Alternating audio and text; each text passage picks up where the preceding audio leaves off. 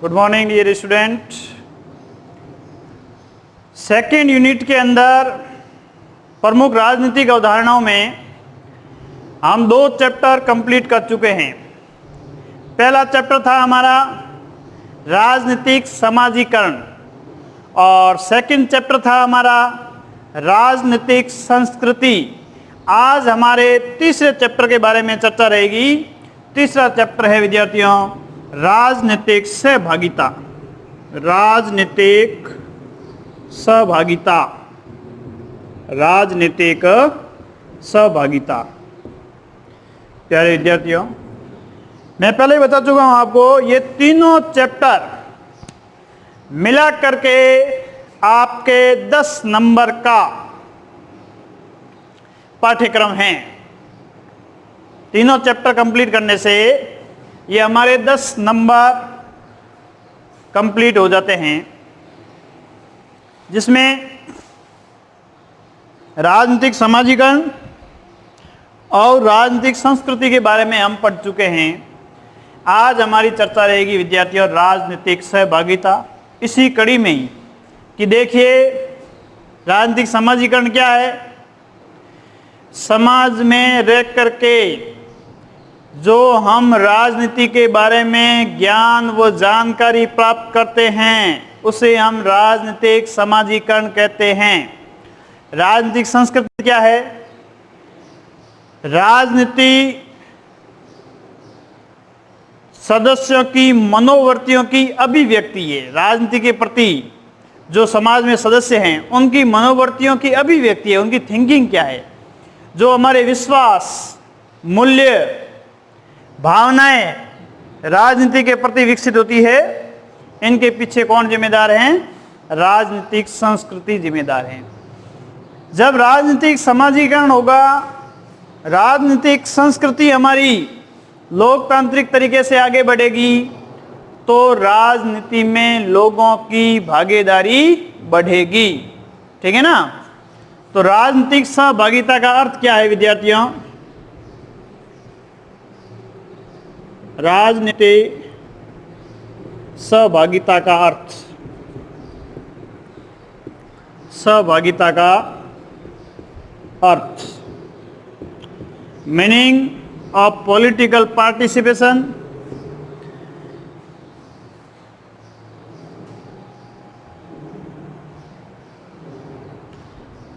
राजनीतिक प्रक्रिया में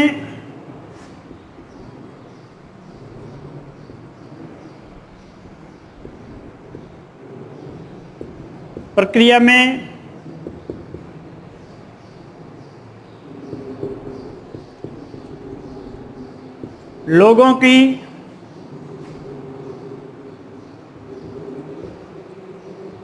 प्रत्यक्ष भागीदारी,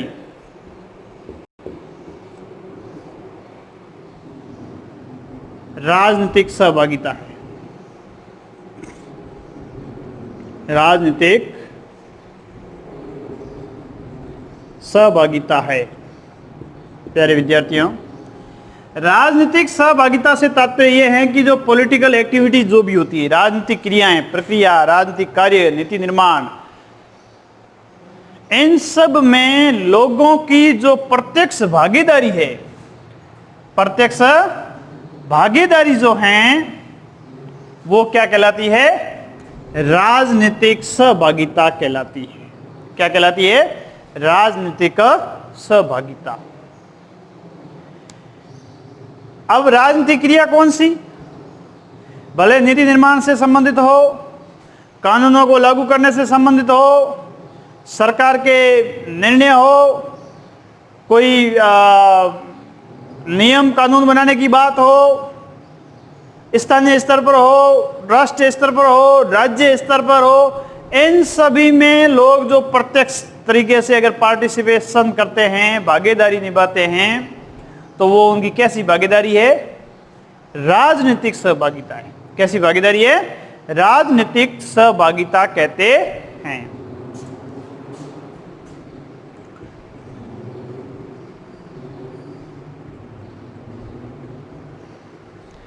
वैसे इनकी कोई परिभाषा तो स्पष्ट नहीं है, लेकिन मैक्लोस्की ने परिभाषा देने की कोशिश की कि नीति निर्माण में व नीतियों को लागू करने में, नीति निर्माण में व नीतियों को लागू करने में जो भूमिका होगी, जनता भाग लेती है प्रत्यक्ष रूप से नीति निर्माण, प्रत्यक्ष रूप से जन नीतियों के निर्माण में और नीति निर्माण को प्रभावित करती है।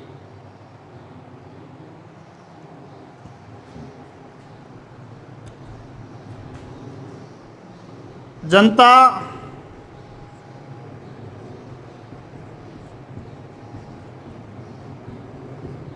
नीति निर्माण में भाग लेती है वह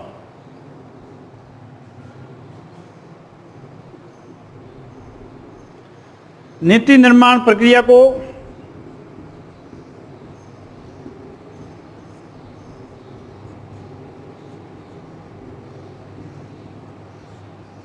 प्रभावित करती है तथा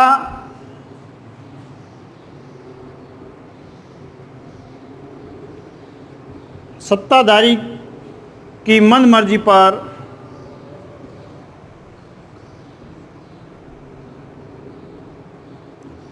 अंकुश लगाना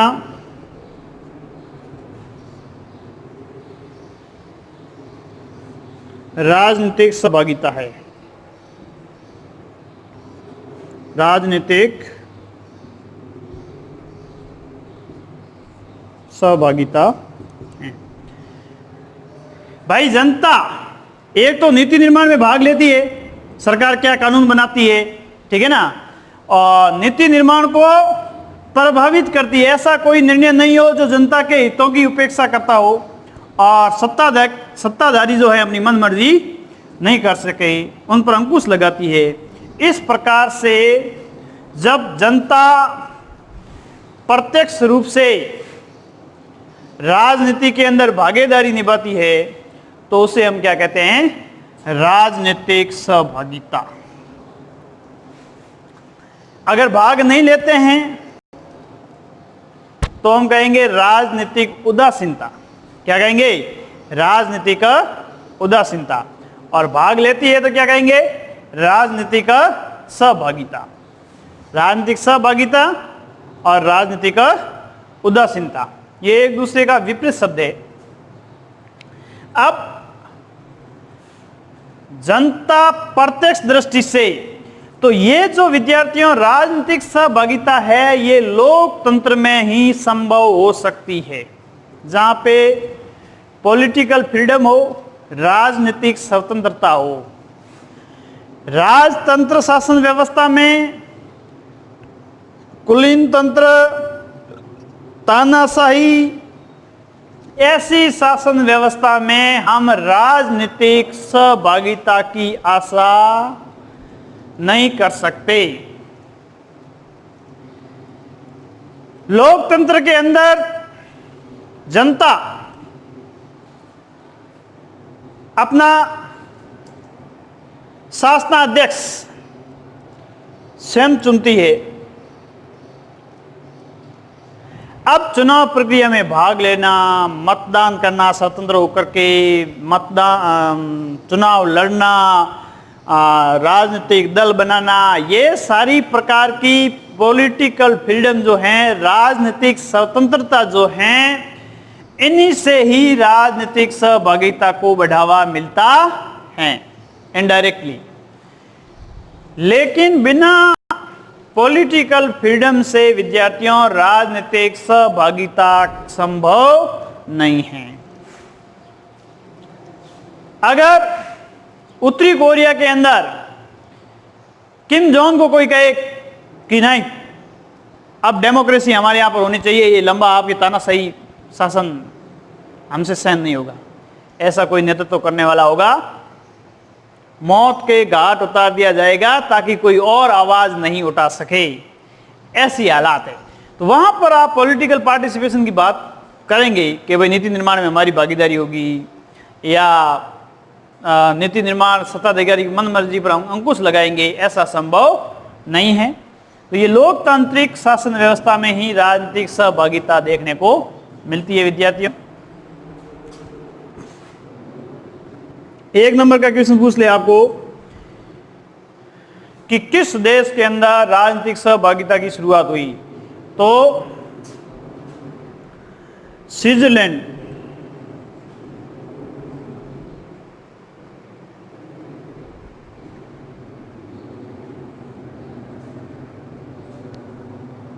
स्विट्जरलैंड से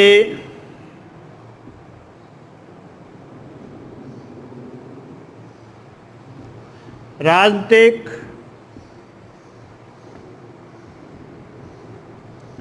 सहभागिता की प्रत्यक्ष शुरुआत मानी जाती है।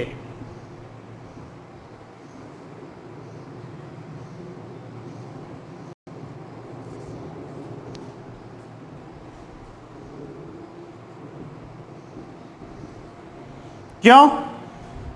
क्योंकि विद्यार्थियों स्विट्जरलैंड विश्व का ऐसा देश है जहां पर प्रत्यक्ष लोकतंत्र देखने को मिलता है, डायरेक्ट डेमोक्रेसी। भारत के अंदर कैसा लोकतंत्र है? भारत के अंदर अप्रत्यक्ष लोकतंत्र है। प्रत्यक्ष लोकतंत्र का मतलब यह है नीति निर्माण में जनता खुद की भागीदारी, जनता खुद भाग ले, जनता खुद नीतियां बनाए, खुद नीतियों को लागू करे, क्रियान्वयन करे, वो होता है डायरेक्ट डेमोक्रेसी। हम क्या करते हैं, हम हमारा एक प्रतिनिधि चुनते हैं और वो प्रतिनिधि जाकर के नीति निर्माण में अपनी भूमिका निभाते हैं।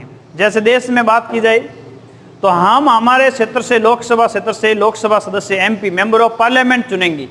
मेंबर ऑफ पार्लियामेंट जाकर के संसद में नीति निर्माण में अपनी भूमिका निभाएगा।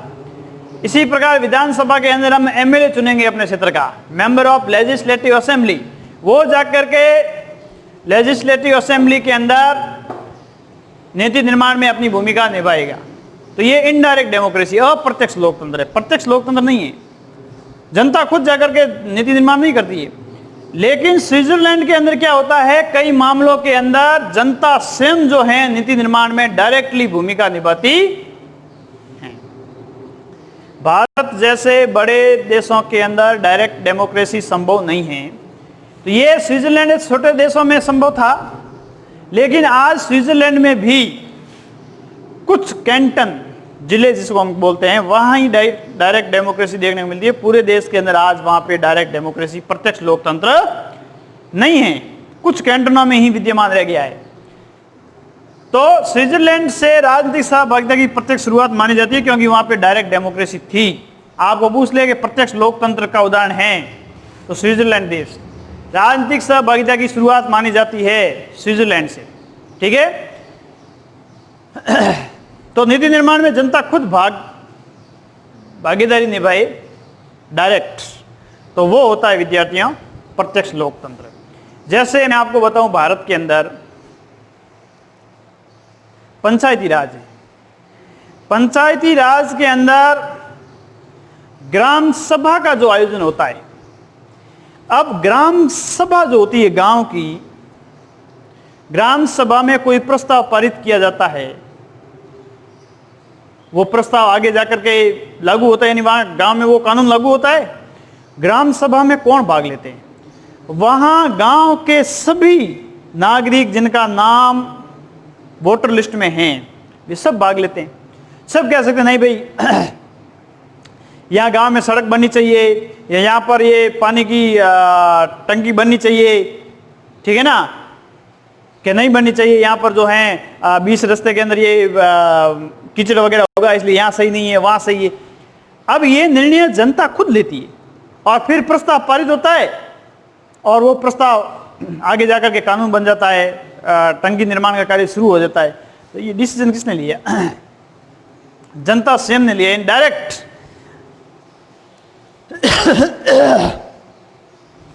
आपको पूछे भारत में प्रत्यक्ष लोकतंत्र कहां देखने को मिलता है, तो ग्राम सभा में प्रत्यक्ष लोकतंत्र देखने को मिलता है, क्योंकि ग्राम सभा में वहाँ के गांव के सभी नागरिक जो वहाँ के वोटर है वो सब भाग ले सकते हैं और अपनी आवाज़ जो है ग्राम सभा में, अपना जो मत जो है ग्राम सभा में रख सकते हैं। इसलिए वो एक डायरेक्ट डेमोक्रेसी का उदाहरण जरूर है। ऐसा स्विट्जरलैंड के अंदर जो है विद्यार्थियों कई कैंटनों में विद्यमान हैं। तो इस प्रकार से स्विट्जरलैंड के अंदर विद्यार्थियों राजनीतिक सहभागिता की शुरुआत मानी जाती है। इनमें से अगर 1 नंबर का क्वेश्चन अगर कोई पूछने का चांसेस है तो यही पूछ सकते हैं कि राजनीतिक सहभागिता की शुरुआत किस देश से मानी जाती है? स्विट्जरलैंड से मानी जाती है। बाकी राजनीतिक सहभागिता क्या है ये तो पता ही है कि राजनीतिक प्रक्रिया में लोगों की जो प्रत्यक्ष भागीदारी है वो क्या कहलाती है? राजनीतिक सहभागिता कहलाती है। अब हम चर्चा करेंगे विद्यार्थियों राजनीतिक सहभागिता के स्वरूप। राजनीतिक सहभागिता के स्वरूप। राजनीतिक सहभागिता के स्वरूप।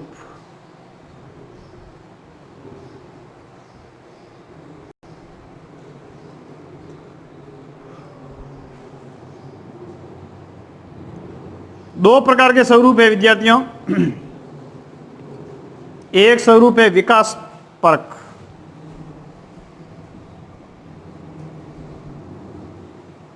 और दूसरा स्वरूप है विद्यार्थियों लोकतांत्रिक। एक है विकास परक और दूसरा है लोकतांत्रिक।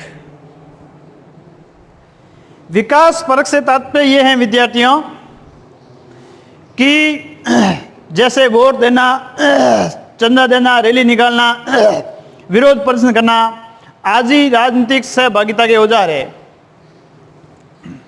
विकास परक की बात करें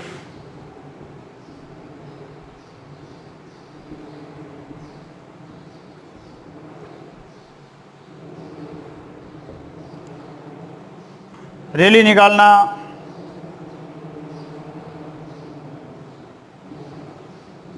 चंदा मांगना,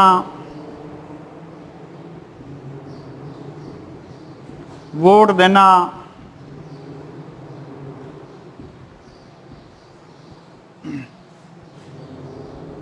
रैली निकालना, चंदा मांगना, वोट देना, प्रदर्शन करना, ठीक है, राजनीतिक सहभागिता के औजार है। विरोध प्रदर्शन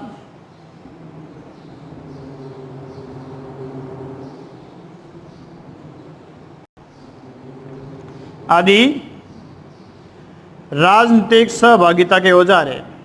राजनीतिक सहभागिता के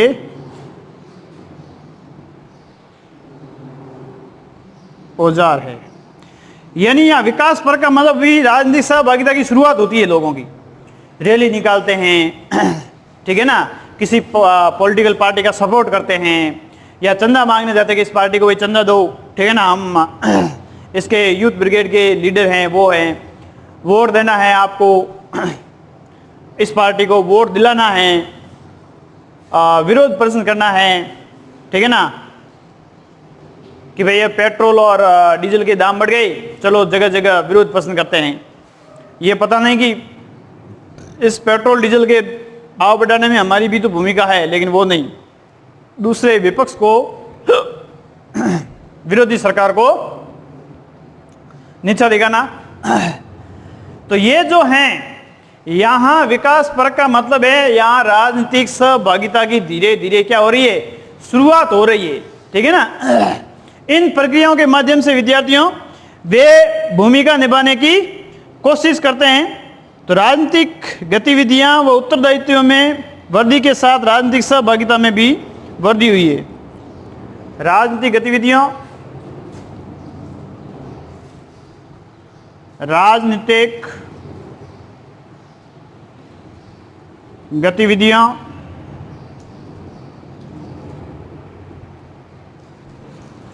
व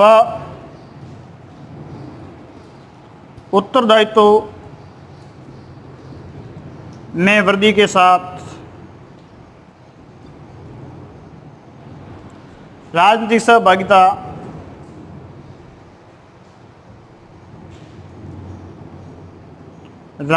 सहभागिता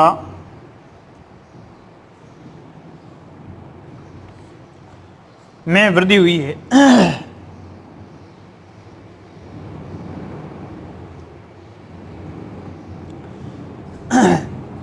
राजनीति पॉलिटिकल एक्टिविटीज बढ़ेगी, रेस्पॉन्सिबिलिटी बढ़ेगी, जैसे जैसे बढ़ेगी तो राजनीतिक सहभागिता भी लोगों की बढ़ेगी, क्योंकि राजनीतिक दल वगैरह होते हैं, ये भी राजनीतिक सामाजिकरण के साधनों में आपने पढ़ा था, इनके माध्यम से भी पॉलिटिकल एक्टिविटीज बढ़ेगी, उत्तरदायित्व बढ़ेगा, रेस्पॉन्सिबिलिटी, तो साथ साथ में राजनीतिक सहभागिता में भी क्या होगी, वृद्धि होगी। तो ये बात हुई विद्यार्थियों हमारी एक विकास पर की। दूसरी बात है लोकतांत्रिक, दूसरी बात है लोकतांत्रिक। पहली बात हो गई विकास परक और दूसरी बात है लोकतांत्रिक।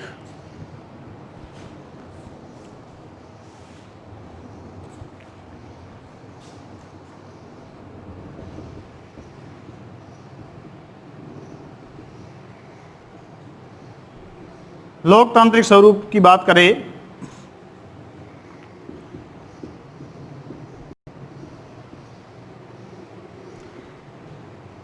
पेरिक्लीज के अनुसार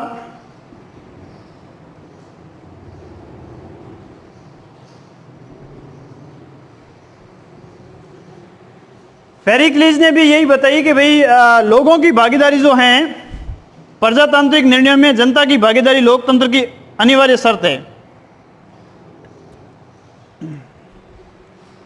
जनतांत्रिक निर्णयों में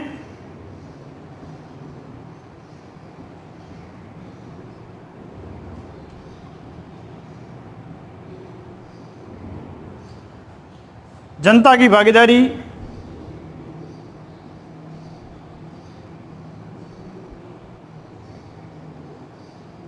लोकतंत्र की अनिवार्य शर्त है।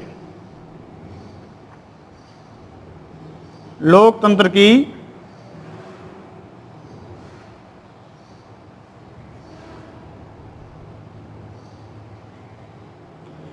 अनिवार्य शर्त है। अगर कोई डेमोक्रेटिक डिसीजन लेना है तो वहां लोगों की भागीदारी बहुत जरूरी है। लोकतंत्र के अंदर अगर लोगों की भागीदारी नहीं है तो ऐसे निर्णय लंबे समय तक चिरस्थायी नहीं रह सकते। आप सत्ता में हैं तब तक ऐसा रख सकते हो, लेकिन सत्ता में से गए आने वाली सरकार उसको क्या कर देगी, परिवर्तित कर देगी। लेकिन अगर लोगों की सहमति है, जनतांत्रिक निर्णयों में लोगों की भागीदारी जो है एक लोकतंत्र की अनिवार्य शर्त है। ऐसे एक कोटेशन आपसे पूछ सकते हैं, किसके अनुसार जनतांत्रिक निर्णयों में जनता की भागीदारी लोकतंत्र की अनिवार्य शर्त है?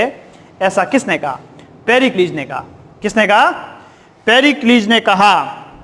बेंजामिन बार्बर ने भी कहा कि सहभागी लोकतंत्र कमजोर लोकतंत्र की तुलना में बेहतर विकल्प है। बेंजामिन बार्बर,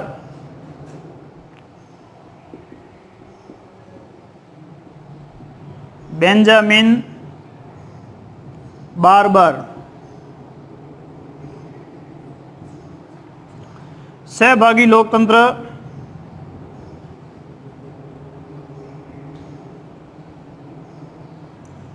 कमजोर लोकतंत्र से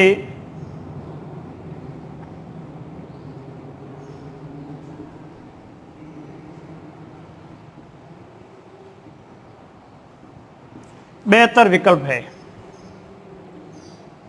यानी एक सहभागी लोकतंत्र होता है और एक नाम मात्र का लोकतंत्र होता है। जैसे पाकिस्तान में है, सत्ता पर बार बार जनरल जो हैं कब्जा कर लेते हैं। अभी भी जो हैं वहाँ का प्रधानमंत्री इमरान खान जो हैं, इस जनरल वहाँ का जो हैं सेना का बाजवा, इसके हाथ की कठपुतली मात्र है। इनको डर लगता है कि अगर सेना विरोध में हो गई या सेना के विपरीत कोई निर्णय ले लिया तो हमारी कुर्सी कभी भी जा सकती है। अब इसमें आने लायक सवाल क्या है? बेंजामिन बार्बर की पुस्तक का नाम कई बार पूछा गया है। एक बार ये राष्ट्रीय प्रतिभा और खोज परीक्षा जो 12th APR वालों के लिए होती है, उसमें ये क्वेश्चन पूछा गया था, बेंजामिन बार्बर की पुस्तक का नाम, कौन सी पुस्तक बेंजामिन बार्बर की है? बेंजामिन बार्बर की पुस्तक का नाम है विद्यार्थियों thin democracy. Thin democracy political as zoo keeping,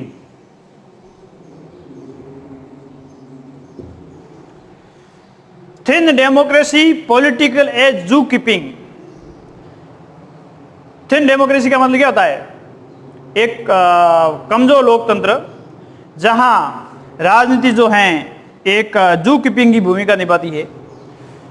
लेकिन आपको इसका इंग्लिश नाम याद रखना होगा, thin democracy political as zoo keeping. यानी इंग्लिश में भी या हिंदी में भी याद रखोगे तो ऐसे याद रखना है, थिन डेमोक्रेसी, ठीक है ना, ऐसे ये लिखना पड़ेगा।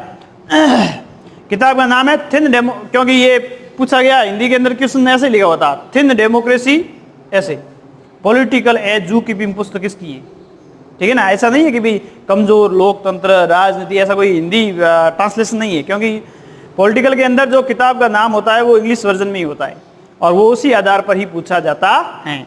जैसे हर्बर्ट साइमन की आपने पुस्तक पढ़ी पॉलिटिकल सोशलाइजेशन, तो आपको वहां पे राजनीतिक समाजीकरण पुस्तक किसने लिखी ये नहीं आएगा, पॉलिटिकल सोशलाइजेशन पुस्तक किसने लिखी ये आएगा।